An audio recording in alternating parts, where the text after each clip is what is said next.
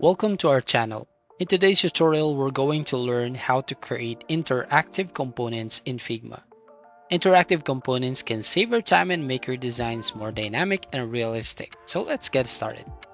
Interactive components allow you to create reusable elements with built-in interactivity, such as buttons with hover states or toggles with on and off states.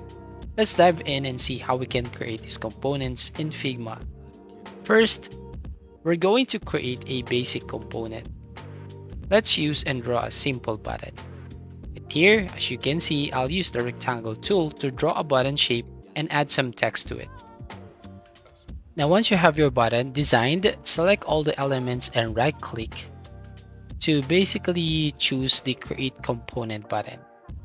So again, go to the element and then we're going to right click on it and then click on this create component, or you can press Ctrl plus Alt plus K on your keyboard to create component. Now let's add different states to our button. We'll create a hover state and an active state. Duplicate the button here by selecting it and pressing Ctrl D on your keyboard, or Ctrl plus D when using Windows and CMD plus D when using Mac. Change the background color of the duplicated buttons to indicate the hover and active states. Now Figma allows you to create component variants, which are different versions of a component. Now select your button components, and then here you can click this option, and then here you can see a new variant section.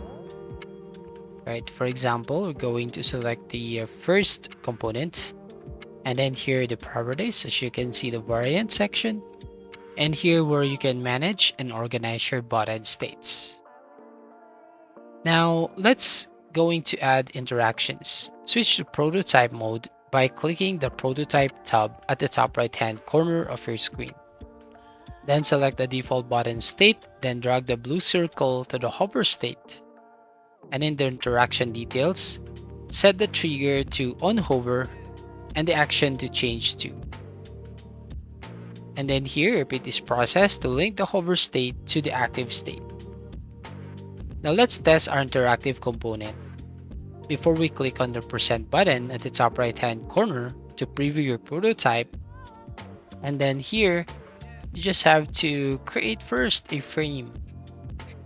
For example, here I'm going to create a frame, and then hover over the button to see the hover state and click to see the active state.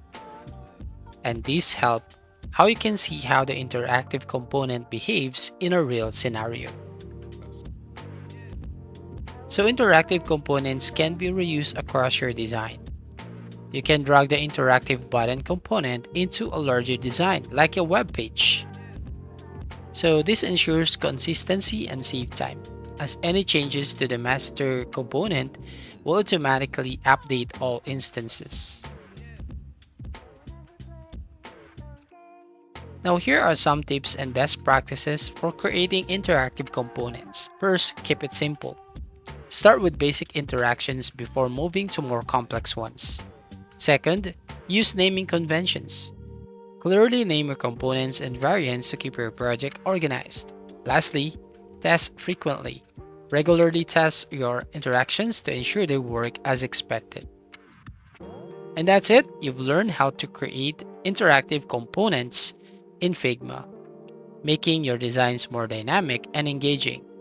If you found this tutorial helpful, please give it a thumbs up, leave a comment, and don't forget to subscribe for more design tips and tutorials. Thank you for watching and see you on the next video.